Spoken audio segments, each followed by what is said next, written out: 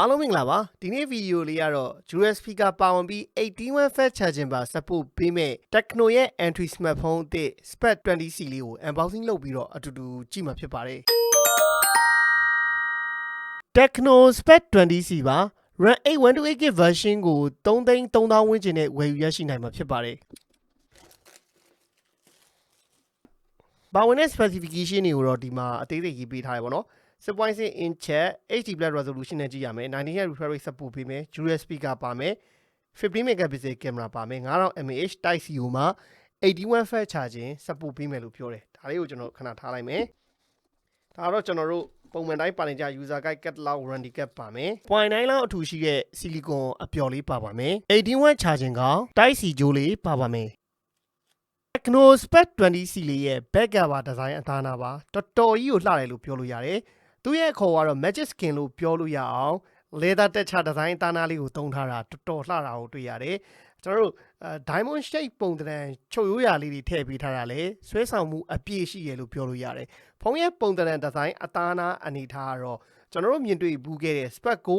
2024မှာလိုပဲပေါ့နော်ကျွန်တော်တို့ flat cover flat frame design ကိုပဲသုံးပေးထားတာတွေ့ရတယ်တိဆောက်ပုံဒီဇိုင်းကင်မရာဘက်အထားသူအားလုံးနှီးပါးသည်လေ Spec Go 2024နဲ့အတူတူပဲပြောလို့ရတယ်တကယ်လို့ Spec 20C ကိုကင်မယ်လို့စိတ်ကူးရင်လေဒီအစိမ်းရောင် magic skin နဲ့လေဒါသားလေးကိုဝယ်ဖို့အားပေးတယ်ကင်မရာကတော့ Spec Go 2024တဲ့ပိုကောင်းအောင်15 megapixel main camera ကိုထည့်ပေးထားတယ်နောက်ထပ် AI sensor တစ်ခုပါမယ်ရှေ့ကတော့အတူတူပဲ8 megapixel selfie camera ပဲပါမှာဖြစ်ပါတယ်အထူအနေနဲ့ကလည်းဒီ magic skin မှာတော့ 8.75mm ရှိပြီးတော့အလေးချိန်အနေနဲ့ 190g ဝန်းကျင်လောက်ပဲရှိမယ်လို့ခံမှန်းရတာဖြစ်တဲ့အတွက်အရင်ကြီးကျွန်တော်လေးတဲ့ဖုန်းတစ်လုံးတော့မဟုတ်ဘူးနောက်တစ်ခုကကင်မရာဘက်ကမထွက်ဘူးပေါ့နော်ဒီမဲ့ကျွန်တော်မြင်တွေ့တဲ့အတိုင်းကင်မရာဘန်လေးကလည်းထွက်တဲ့အနေအထားမှမရှိဘူးအပေါ်ဘက်မှာ speaker တစ်လုံးပါမယ်ဘေးဘက်မှာတော့ကျွန်တော် volume up down power button ပါမယ် power button မှာတော့ fingerprint လေးတက်ဆင်ပေးထားတာကိုတွေ့ရတယ်အောက်ဘက်ချမ်းမှာလည်းကျွန်တော်တို့ speaker ပါမယ် Type C port ပါမယ် mic ပါမယ် 3.5mm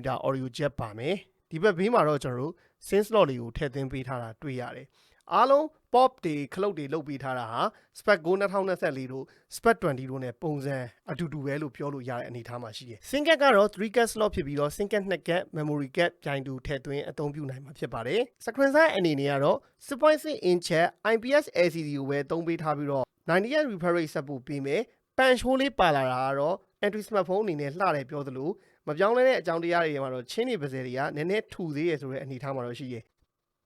ဒါတော့ Spec 20C လေးကိုမြင်တွေ့ရမယ့်အနေအထားပေါ့နော်ကျွန်တော်တို့ Tecno ဖုန်းတွေက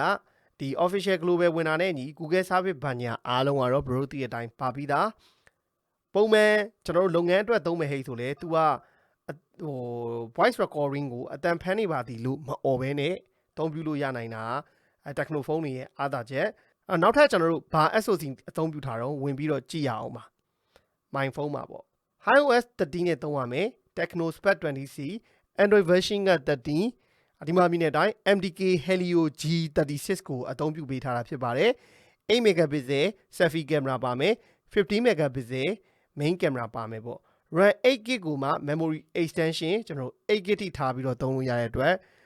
physical RAM တော့ 8GB ပေါ့နော် virtual RAM 8GB ထပ်တွင် 16GB အနေထားသုံးလို့ရမယ် ROM ကတော့ကျွန်တော်တို့ 128GB ပါမယ် battery 5000 mAh screen resolution က HD resolution နဲ့ပဲကျွန်တော်တို့အသုံးပြုနိုင်မှာဖြစ်ပါတယ်ဖုန်းရဲ့ brightness ကကျွန်တော်တို့လင်းနေဆိုတဲ့အထဲမှာတော့ပါတယ်ဒါပေမဲ့ LCD ဖြစ်တာနဲ့အညီကျွန်တော်တို့အလင်းများတဲ့နေရာဒါမှမဟုတ်နေရောင်အောက်မှာဆိုရင်တော့မျက်စိအားစိုက်ပြီးကြည့်ရမယ့်အနေအထားမှာတော့ရှိတယ်ပေါ့နော်အဲ့ဒီတစ်ချက်ပဲရှိမယ်နောက်ထပ်ကကျွန်တော် special function ထဲမှာ buff feature တွေပါသေးလို့ဆိုတော့ memory fusion ကတော့ကျွန်တော်တို့ memory ကိုထပ်တိုးတာပေါ့နော် virtual RAM ထပ်တိုးတာ APP twin ကတော့ဘရိုတို့ Facebook နှစ်ခုသုံးချင်တဲ့ဟိတ်ဆိုဒီ APP twin ထဲမှာ Facebook လေးကိုဖွင့်လိုက်တဲ့ဟိတ်ဆိုရင်အပြင်ဘက်မှာနှစ်ခုဖြစ်သွားပြီအဲ့တော့ဒီမှာတစ်ချက်ကြည့်လိုက်ပေါ့နော်ကျွန်တော်တို့ Facebook နှစ်ခုဖြစ်သွားဒီမှာတစ်ခုဒီမှာတစ်ခုပေါ့နော်နောက်ထပ်ကကျွန်တော်တို့ display and brightness ထဲမှာ screen refresh rate ကပုံမှန်ဆိုရင်ကျွန်တော်တို့ auto switch ကတော့အလိုလျောက်ချိန်ကြီးပေးတာဒီမှာတော့ကျွန်တော်တို့ 90Hz နဲ့ထားပြီးတော့သုံးကြည့်မယ်ပေါ့နော် 90Hz support ပေးမယ်ပေါ့ကင်မရာကတော့ဘယ်လိုအနေထားရှိအောင်ကျွန်တော်နည်းလေးစမ်းကြည့်အောင်ပါဝင်တဲ့ feature တွေကတော့ဒီ Tecno entry smartphone တွေရဲ့ထုံးစံတိုင်းအောက်ကနေပြီးတော့အပေါ်ကိုဆွဲတင်လိုက်ရင် feature တွေအကုန်မြင်ရတယ် slow motion ပါမယ် video ပါမယ် beauty ပါမယ် portrait ပါမယ် air shot ပါမယ် panorama ပါမယ် document ပါမယ် time lapse ပါမယ်ဒါအကုန်ပဲတကယ်လို့ကျွန်တော်က watermark တွေပါတွေဖွင့်ခြင်းဒီဘက်က setting button လေးရှိတယ်အဲ့ setting button လေးကိုတစ်ချက်နှိပ်ပြီးရင် customize watermark ကတော့ဒီမဲ့ကျွန်တော် brand watermark ဆိုရင် Tecno Spec 20C နဲ့ရိုက်တယ်ဆိုပြီးတော့ပေါ်တယ်ပေါ့နော်အဲ့ဒါ watermark ဖွင့်ခြင်းနဲ့ bro တွေအတွက်နောက်ထပ်ကကျွန်တော် video က 1080p 30fps ကအများဆုံးရိုက်လို့ရတာပါ 720p 30fps 1080p 30fps ရှေ့ selfie camera မှာဆိုရင်လည်း 1080p 30fps 720p 30fps ကဗီဒီယိုအများဆုံးရိုက်လို့ရတာဖြစ်ပါတယ်เนาะအဲ့တော့ beauty ပါညာနဲ့ရရင်တော့ auto ချောတွေချောပေးမှာပါတကယ်လို့မျက်နှာပေါ်ကအဆက်ပြောက်တွေပြောက်ချင်တဲ့ဟိဆိုရင်ဒီ beauty လေးနဲ့ရိုက်ပါအော်နောက်ပြီးရင် Tecno တွေရဲ့အားသာချက်ကမီးပါတယ်เนาะရှေ့မှာအဲ့တော့ဒီမှာကျွန်တော် LED မီးပါတယ်ဒါ Tecno ဖုန်းတိုင်း Infinite ဖုန်းတိုင်းမှာအဲ့ရှေ့မီးပါပါတယ်ကုမ္ပဏီတူတူတွေဆိုတော့เนาะကဲဟုတ်ပြီကျွန်တော် Android smartphone ရဲ့ကင်မရာကိုတော့အများကြီးမမျှော်လင့်နဲ့ဒါပေမဲ့ရရင်ဘယ်လိုအနေထားရတော့ကတော့ sample photo တွေပါရင်မှာအဲ့မှာတစ်ချက်ကြည့်ပေးပါ Spec 20C နဲ့ရိုက်ထားတဲ့ပုံရိပ်အချို့ကိုထည့်ပေးထားပါတယ်ဒီဈေးနှုန်းဝန်းကျင်ဖုန်းတစ်လုံးအနေနဲ့ရတဲ့ color အရောင်ရုပ်ထွက် saturation အနေနဲ့တော်တော်အဆင်ပြေပြီးကောင်းတဲ့ရုပ်ထွက်တွေရတယ်လို့ပြောလို့ရတယ်ကျွန်တော်တော့မရိုက်ခင်ကဒီလောက်ရုပ်ထွက်အဆင်ပြေမယ်လို့မမျှော်လင့်ထားဘူး landscape ရိုက်တဲ့နေရာမှာလည်း Android smartphone တစ်လုံးအနေနဲ့ဆိုရင်တော်တော်အဆင်ပြေတဲ့ dynamic အနေထားတစ်ခုရတယ်လို့ပြောလို့ရပါတယ်တေချာလေးတော့ညင်အောင်ချိန်ရိုက်ပါ selfie camera လည်းသူ့8 megapixel ကတင်ချာလေးချိန်ရိုက်မယ်ဟိဆိုရင်တော့အဆင်ပြေပြီးအနေထားတစ်ခုမှရတယ်ဒီ beauty mode ကိုဖွင့်ရိုက်တယ်ဆိုရင်တော့ဒီဘက်ကပုံလုံးကျွန်တော် smooth လုပ်ပြီးမှဖြစ်ပြီးတော့အလင်းရောင်ကိုဆန့်ကျင်ပြီးရိုက်တဲ့ selfie ပုံတွေမှာတော့ပုံမှန်ပဲအရင်ကြီးတော့မကောင်းဘူးဒါပေမဲ့အဆင်ပြေတဲ့ပုံထွက်ကိုတော့ရတယ်နောက်ထပ်က AI cam နဲ့ရိုက်ထားတဲ့ပုံရိပ်တွေ portrait ပုံတွေကတော့ကျွန်တော်တို့အစမ်းရိုက်ကြည့်တဲ့အနေထားတစ်ခုမှာဒီဈေးဝန်းကျင်ဖုန်းတစ်လုံးအနေနဲ့ဆိုရင်ကောင်းတယ်လို့ပြောလို့ရတဲ့ရုပ်ထွက် result ကိုရတာတွေ့ခဲ့ရပါတယ်ဒီစွမ်းဆောင်ရည်ပိုင်းနဲ့ပတ်သက်ပြီးတော့ Spec 20C မှာပါဝင်လာတဲ့ G36 ကို Spec 2024မှာပါဝင်ထားတဲ့ဒီစစ်အိုစစ်လောက်ကိုသဘောမကျဘူးဘာလို့လဲဆိုတော့ကျွန်တော်တို့ဒီနှစ်ခုရဲ့ပေါ့နော်ဒီစစ်အိုစစ်နဲ့ G36 ရဲ့ SoC ရမယ့် ranking result ကိုကျွန်တော်ဒီပုံလေးထည့်ပေးထားတယ်ဒီစစ်အိုစစ်ကမှ G36 တဲ့ performance ပိုကောင်းတဲ့ဟာကိုဘာလို့3သိန်းကျော်ရောင်းမဲ့ဖုန်းမှာဒီစစ်အိုစစ်ကိုမထည့်ဘဲနဲ့ G36 ပဲထည့်ပေးလိုက်တာကတော့တော်စဉ်းစားစရာကောင်းတယ်ပေါ့နော်အဲ့တော့ဒီကောင်နဲ့ကျွန်တော်တို့ game ဆော့ဖို့ဘာညာဟိဆိုရင်တော့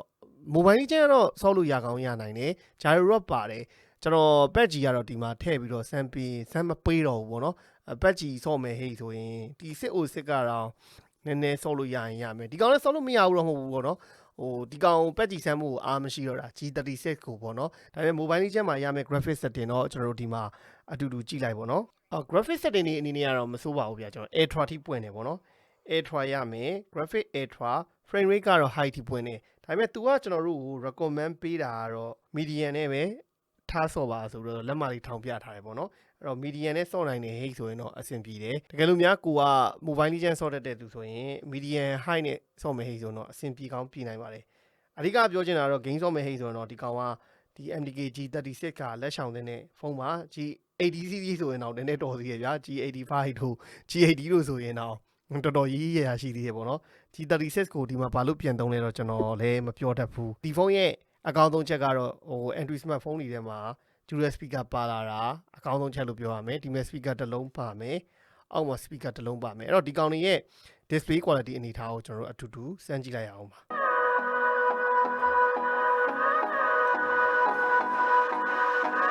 ဒါတော့ Tecno Spec 20C မှာရမယ့်ရုပ်ထွက်နဲ့အတန်ပါအတန်ကတော့တကယ်ကောင်းပါတယ်ဘာလို့ပြောကျွန်တော်တို့ပါတဲ့ဒီမှာပါတဲ့ဒီလုံးကြီးကလည်းတော်တော်အလုပ်ဖြစ်တယ်ဒီရောက်ကလည်းအတန်လေးပါတယ်နော်ဒီလိုပါတယ်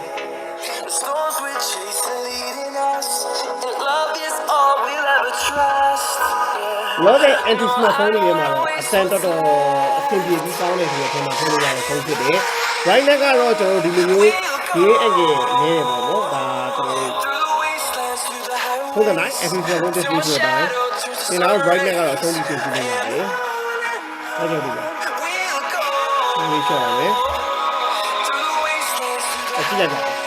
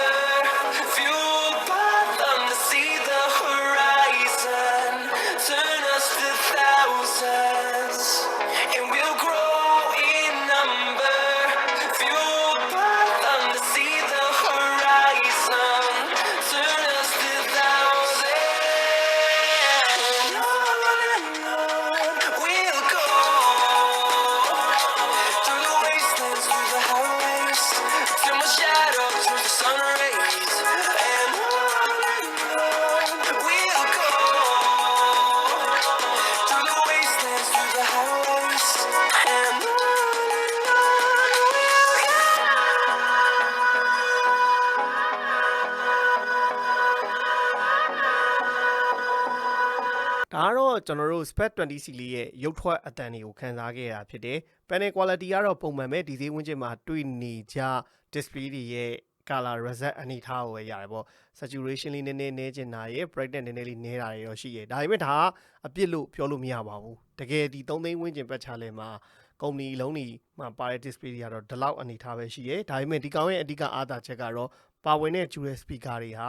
တော်တော်အလုပ်ဖြစ်ပြီးတော့နားထောင်လို့အဆင်ပြေတယ်လို့ပြောလို့ရပါတယ်ကျွန်တော်တို့ဒီနေ့ Spec 20 series ကို unboxing လုပ်ပြီးတော့ first impression အနေနဲ့ပြောပြရရင်ဖုန်းရဲ့ big quality အသားအနဟာဒီလိုမျိုးစပွဲပေါ်မှာတင်ထားလိုက်ရင်စက်ခဲကြည့်လိုက်တာနဲ့ဟာ Android smartphone လို့မတင်တော့အောင်ဒီဇိုင်းသားနာပြီးတော့သူ့ရဲ့ magic skin လေးကတော်တော်ကြီးကိုလုပ်ပေးထားတာတော်တော်ကြီးကိုမိုက်တယ်တော်တော်ကြီးကို design quality အသားအနာကတော့တကယ်မိုက်တယ်ဆိုတဲ့အထက်မှာထည့်လို့ရတယ်ဒီကောင်မှာတိုးတက်လာတဲ့အချက်တစ်ခုရှိတာက81 charging ပါလာတယ်ပေါ့ဗျာဘာလို့ဆိုကျွန်တော်တို့ကဒီ Tecno နဲ့ပဲပြောတာပေါ့နော် Tecno Spec 2024မှာ81မပါဘူးနောက် Spec 10 စီတုန်းက81မပါဘူးဒါပေမဲ့ Spec 20 စီမှာတော့81ထည့်ပေးလိုက်တာကောင်းတဲ့အချက် battery ကတော့ 9000 mAh အတူတူပဲပါဝင်တဲ့ display နဲ့ဒီ speaker တွေကလည်း Android smartphone တွေနဲ့လုံလောက်တယ်ဆိုတာတဲ့ဒီဈေးဝန်းကျင်ဖုန်းတွေထဲမှာကောင်းတယ်ဆိုတဲ့အထက်မှာထည့်ချင်ရင်ထည့်လို့ရသေးတယ်ဒီဖုန်းမှာကျွန်တော်သဘောမကျဆုံးအချက်တစ်ခုကဘာလို့ SoC ကို T6 ပဲမသုံးဘဲနဲ့ G36 ထည့်ပေးလိုက်တာတော့ကျွန်တော်ကမေးခွန်းထုတ်ချင်တယ်ဒီမှာလဲကျွန်တော်ဒီဇာတ်လေးပြန်ပြပေးမယ်ပေါ့နော် Spec 10 မှာလဲ 6 သုံးခဲ့တယ် Spec 2024မှာလဲ 6 ပဲသုံးခဲ့တယ် Uni SoC T6 ကိုပဲသုံးတာပေါ့ဒီကောင်မှာပါတဲ့ G36 က T6 လောက်တောင် performance ဘိုင်းမှာတကယ်သုံးရင်မကောင်းဘူးဗျာအရင်မကောင်းဘူးပါတဲ့ G36 ကတော့ daily usage သုံးမယ်လုပ်ငန်းအတွက်သုံးမယ်ဟေးဆိုရင်တော့အဆင်ပြေနိုင်တဲ့အနေအထားမှာတော့ရှိပါတယ် game ဆော့ဖို့အတွက်ကတော့ကြည့်အားမပေးပါဘူးနောက်ထပ်ကတော့သူ့မှာပါဝင်လာတဲ့ဒီ Simon fingerprint လေးပေါ့နော်အဲ့ကောင်လေးကလည်းကျွန်တော်ဒီမှာမြင်တဲ့အတိုင်းတော်တော်လက်နဲ့အလုံးလောက်တာကိုတော့တွေ့ရတယ်ကြည့်ပါဘလို့ပဲဖြစ်ဖြစ်ပေါ့ကျွန်တော်တို့ဈေးကွက်ထဲမှာတော့ Android smartphone ခွဲဖို့ရွေးချယ်နေတဲ့ဟေးဆိုရင် Tecno ထဲမှာတော့ design လှနဲ့ Spec 20 series ဟာဈေးကွက်ထဲမှာရောက်နေပါပြီဝယ်ယူရရှိနိုင်ပါပြီလို့ပြောရင်းနဲ့ကျွန်တော်တို့ဗီဒီယိုလေးကိုဒီမှာနေအဆုံးသတ်ပါမယ်အားလုံးဘိုင်းမယ်ပါခင်ဗျာ